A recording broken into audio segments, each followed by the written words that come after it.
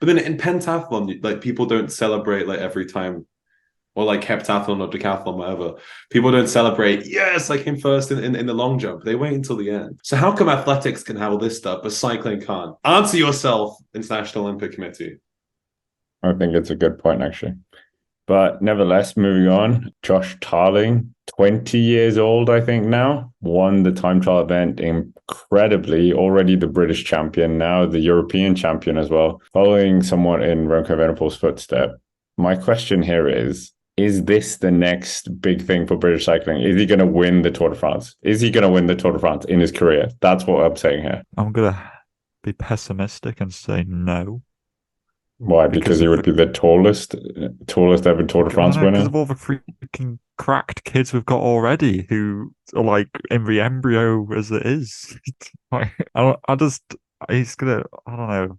I feel like the days of like for some reason Ineos haven't got out of this thing of Bradley formed a time trialist into a Grand Tour rider, and for some reason they think that the path to success is to get time trialists and try and form them into climbers. But I'm just not sure if that's.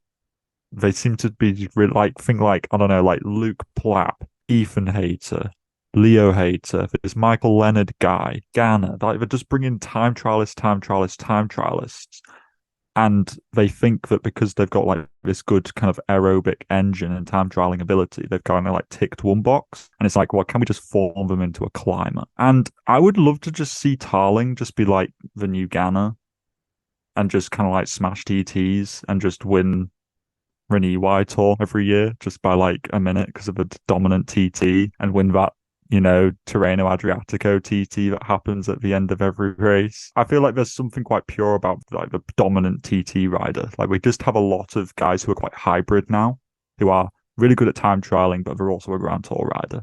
And I quite like the simplicity of just like a one track. But I don't know if that's just me being old school.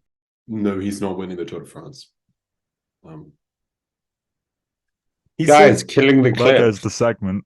Yeah. he even like I think he said it like the World Championships, like it wasn't a route that suited me because it was too hilly because there was like one hill at the end. If he can't get up that climb to Stirling Castle, he's not going to go up Alpe d'Huez and win it. Neo Pro season and he's 20. Like Bradley He's Wiggins 19 wasn't. actually. He's 19. Are you sure? A Yeah, user, because he's born in the same week as me, but in 2004. I mean, a user was on the podium of the Vuelta when he was 19. We're in a Really? region of hype kids who are just like popping four espressos at breakfast. Like they're absolutely wired. And like if you're not a GC rider by the time you're like 22, it's almost like we've entered a realm now post COVID where if you're not there by you under 23, that's it. Like it's an absolute cutthroat way that cycling has turned into now because of this Pogacar and Ayuso kind of spearing the way, even a pool as well. I would love to see it though, to be honest with you. I feel like if Tarling could become decent at climbing, and I'm not just talking about, I see you UAE tour rider people in the comments section saying that Josh Tarling did good on the Jabal Hafid. I'm like, right, I'm like, let's sack that off because that just doesn't count because it's one climb at the end of a sandstorm. I'm talking like multiple alpine climbs. Like if Tarling can become the new GB kind of GC threat, then great. But I don't know. I'm not really sure about GC's GC ambitions. Like like in the future. Like I know we've got like Pidcock, which we've talked about loads about his GC prospects, but I don't know. I'm also not sure if GB are really cut out for that thing at the moment. I think we're still hanging on to this Froome and Wiggins and G thing, and we just need to kind of like let it go and transform ourselves into the one day dominating team that we were always designed to be.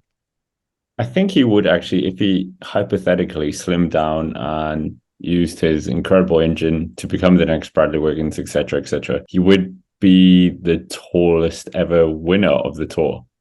One Okay. meter 94. Bradley Wiggins was 1 meter 90. Miguel Angel Ryan 1 meter 88. But I feel like the Wiggins type of rider doesn't win Grand Tours anymore, though. Like Yeah.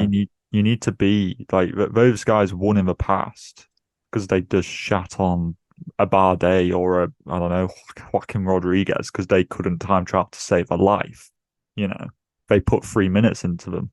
But I just to win a Grand Tour now, you need to be like a Pogacar and a Jonas. You need to have this proper snap on a climb. And I'm just not sure if the diesel TT engine Wiggins-esque rider is the type of person who wins a Grand Tour anymore. Bear in mind, Wiggins won a Grand Tour with like 80 kilometers of time trialing in it. There we go. It I was guess a so. pretty exceptional Tour de France. That could happen again, and then Josh Tarling just takes over the reins at Ineos. I mean, No, time trials aren't cool anymore because Jonas destroyed everybody. They're going to stop doing them, I reckon. I just need to stop making them uphill. Just how make them about flat like normal. They were fishing 100K, past too. 100k 100K TT. team time trial? Yeah, Oh, team No, they had time that. trial. Yeah, team time trial, 100K. they Can should you do it around imagine? Disneyland. Why? Can I you don't imagine know. Ineos's TTT team with Ghana and Tarling? Just set them off.